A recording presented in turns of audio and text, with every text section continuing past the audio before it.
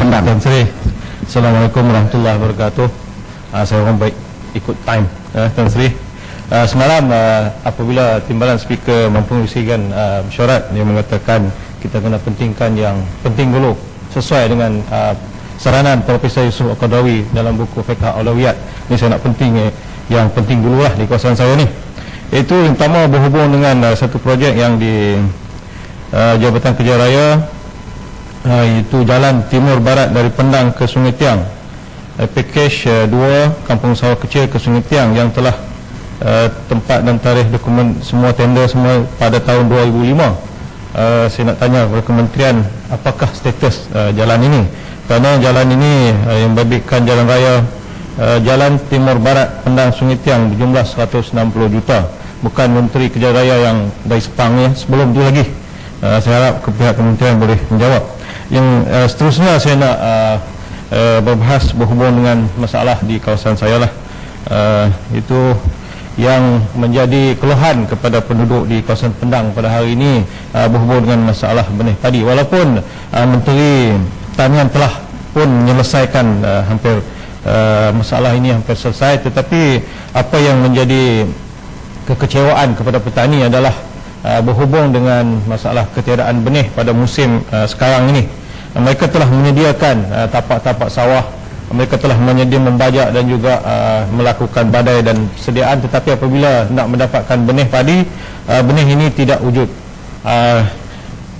Terpaksa Menteri Campur Tangan dan membawa benih sebanyak 3,000 kg daripada Negeri Selangor ke Kedah untuk membekalkan benih kepada pihak petani. Ini mereka mengeluh kepada saya, kenapa boleh terjadi begini? Kerana sebenarnya petani-petani ini sendiri telah diberi arahan oleh pihak MADA, insentif daripada MADA untuk menanam padi untuk dibuat benih. Mereka mendapat penjagaan dan juga baja dan juga racun daripada pihak yang berkenaan supaya petani ini menanam padi yang dikhaskan untuk membekalkan benih kepada petani-petani yang lain.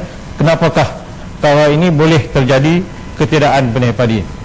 Walaupun pada musim ini masalah ini dapat diselesaikan, tetapi pada musim akan datang apakah perkara ini akan berulang? Itulah yang menghantui pemikiran mereka. Kerana kita tahu banyak telah disebut oleh ahli-ahli parlimen yang lain berhubung dengan masalah yang berlaku di negara Thailand. Hampir 1.38 juta hektar sawah mereka tenggelam. Sampai sekarang pun ada yang masih tenggelam. Jadi kita mendapat bekalan benih beras daripada Thailand 60% daripada 700,000 tan setahun daripada Thailand.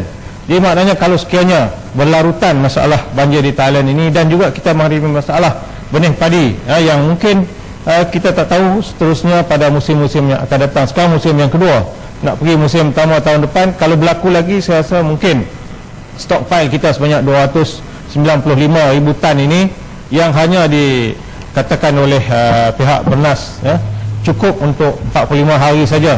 Kalau dicampur dengan stok-stok yang lain mungkin sampai 4 atau 5 bulan. Tapi kalau 295,000 tan ini saja yang ada, saya rasa kita mungkin menghadapi masalah kekurangan beras. Walaupun Pakistan, India, Kemboja, Vietnam mungkin boleh menggantikan supply, tetapi kita perlu ingat 60% adalah daripada negara Thailand. Jadi masalah benih padi yang dihadapi oleh petani-petani ini, saya harap pihak kementerian memberi perhatian yang bersungguh-sungguh lah, kerana kita tidak mahu perkara ini berulang untuk musim-musim yang akan datang. Saya mendapat pemahaman daripada cakapan, saya tak tahulah hearsay ataupun perkara ini benar, kerana ada yang mengatakan apabila benih ini dibawa oleh PPK MADA kepada kilang yang menguruskan benih tersebut, mereka bukan menjadikan benih padi itu sebagai benih, tetapi dijadikan beras, kerana ada insentif-insentif lain. Saya tak tahu.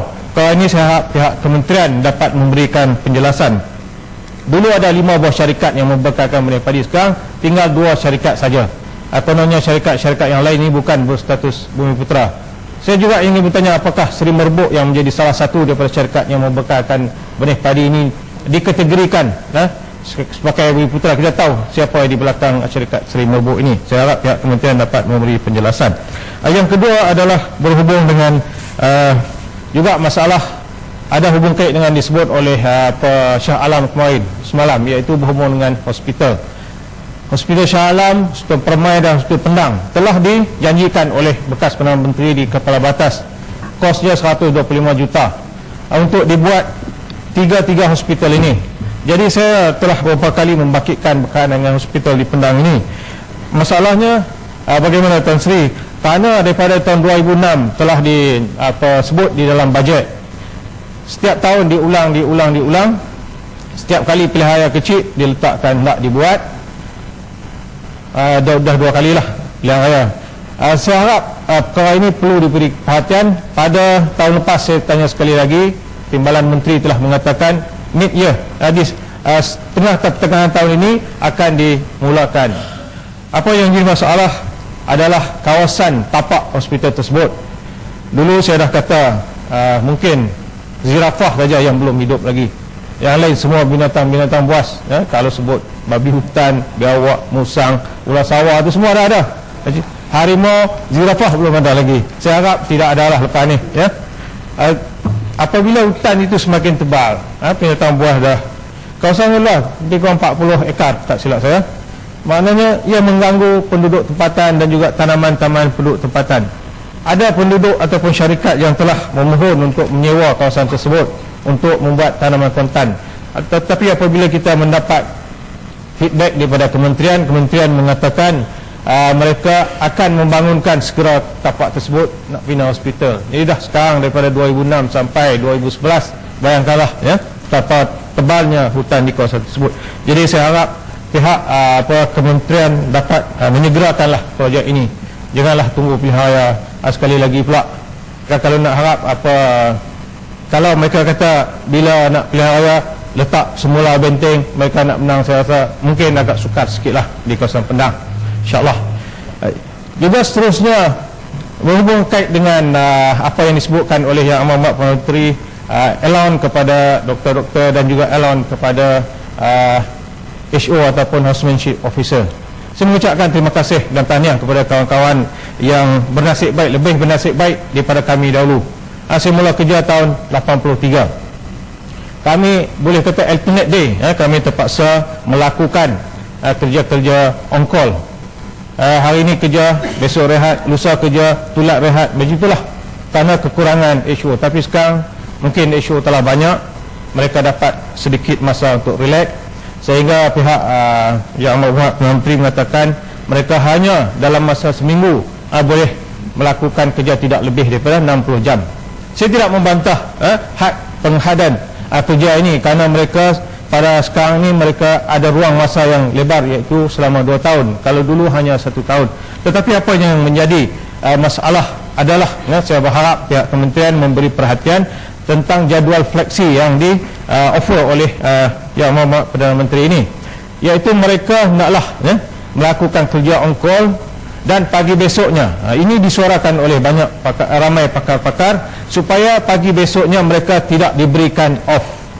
Karena apabila mereka on call, malam itu mereka terpaksa menerima kes-kes yang baru masuk, kemudian mereka memeriksa, maka pagi besoknya lah pegawai perubatan ataupun pakar yang akan datang buat round, dan disitulah mereka akan mendapat pengalaman, pengajaran, teknik-teknik, prosedur-prosedur yang akan dilakukan supaya apabila mereka bergerak menjadi pegawai perubatan besok, mereka mendapat pengalaman ataupun skill ini.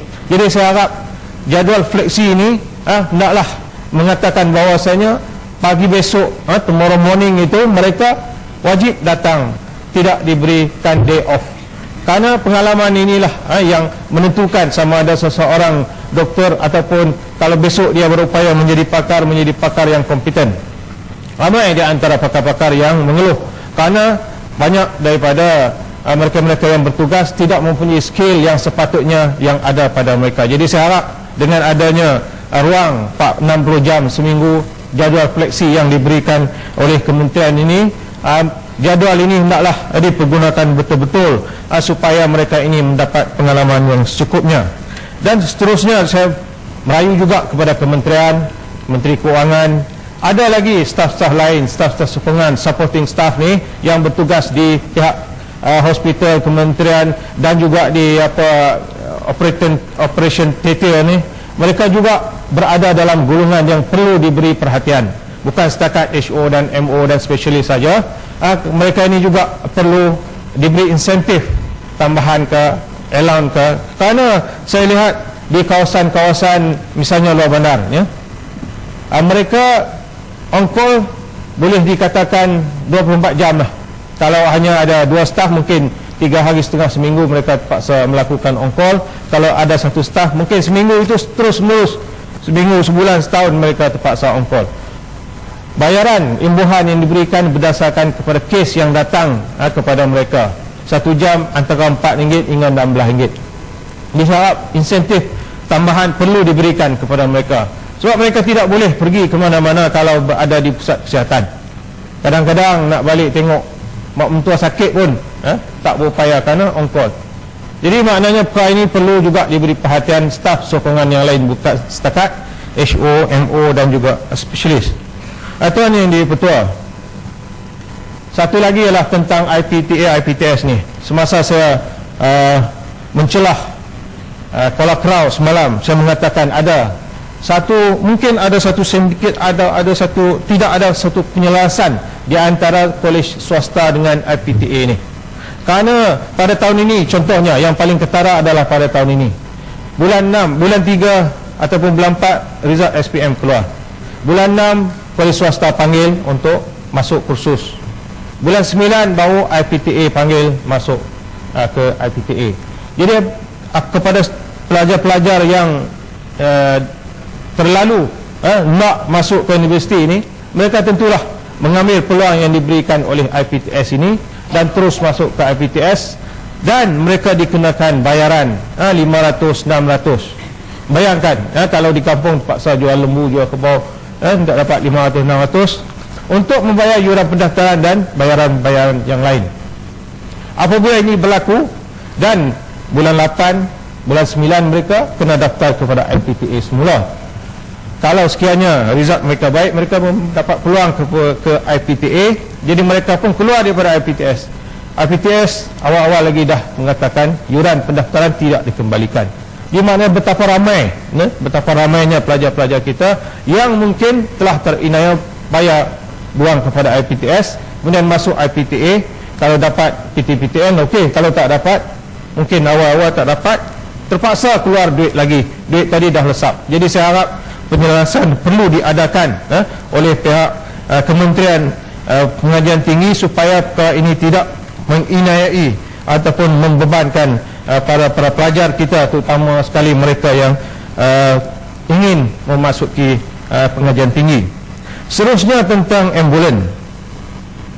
Menteri telah menjawab tempoh hari tentang latihan-latihan yang diberikan kepada mereka-mereka yang tidak tergolong di dalam ambulan yang berada di hospital. Di tempat saya khususnya JPAM, Jabatan Pertahanan Awam kot, merupakan satu entiti yang cukup aktif, cukup cergas untuk melakukan kerja-kerja mengambil alih ambulan ini. Kerana mungkin ambulan daripada Jabat Kesihatan lambat memberi respon, maka JPAM yang mereka labelkan sebagai ambulan di depan tu melakukan kerja-kerja tersebut. Panggil aja terus mereka pergi. Apa yang membimbangkan saya adalah apakah kementerian melihat, pihak berkenaan melihat bahawasanya adakah mereka yang bertugas di dalam ambulan tersebut mempunyai latihan asas kepada perkara yang ada hubung kait dengan nyawa-nyawa manusia, resuscitation. Apakah mereka ini diberi latihan asas ataupun cara-cara nak melakukan nak meset drip, tambah air jika sekiranya emergency berlaku, ataupun mereka mengendalikan kes-kes patah. Kerana kalau patah leher kita angkat macam orang biasa, memang mati pak itulah. Dia kena ada teknik dan juga cara-cara yang betul. Jadi apakah mereka ini diberi latihan asas? Begitu juga dengan allowance kepada mereka. Apakah mereka ini diberi hak ataupun imbuhan terhadap kerja-kerja yang mereka lakukan? Begitu juga dengan ambulan yang dikendalikan oleh Suatan Bulan Sabit Merah Malaysia dan juga ambulan yang dilakukan oleh hospital-hospital swasta. Mungkin hospital swasta mereka kategori yang lain, tetapi latihan-latihan asas ini saya rasa perlu ada pada mereka kerana ini melibatkan nyawa orang, nyawa manusia. Seterusnya tuan yang di-Pertua, apa yang saya harap dalam masa 2-3 saat ini adalah keluhan daripada Persatuan Pemandu Teksi lah. Persatuan Pemandu Teksi ini dia mengatakan masalah mereka bukan setakat road tax yang berharga RM15 setahun itu, tetapi adalah insurans yang membebankan mereka. Kerana kalau memberi imbuhan menukar teksi, ini mereka mengatakan syarikat yang boleh mendapat habuan daripada perkara tersebut. Dan akhir sekali jam 12.50 saya mengharap kepada janji Perdana Menteri yang lalu, dua Perdana Menteri yang lalu, iaitu tentang imbuhan alam sekitar kepada Kerajaan Negeri Kedah kerana tidak menebang balak di kawasan tadahan air yang membekalkan air kepada Kedah, Perlis dan juga Pulau Pinang, dijelaskan ditunaikan, iaitu sebanyak RM100 juta setahun. Sekian, terima kasih Tuan dan Ketua.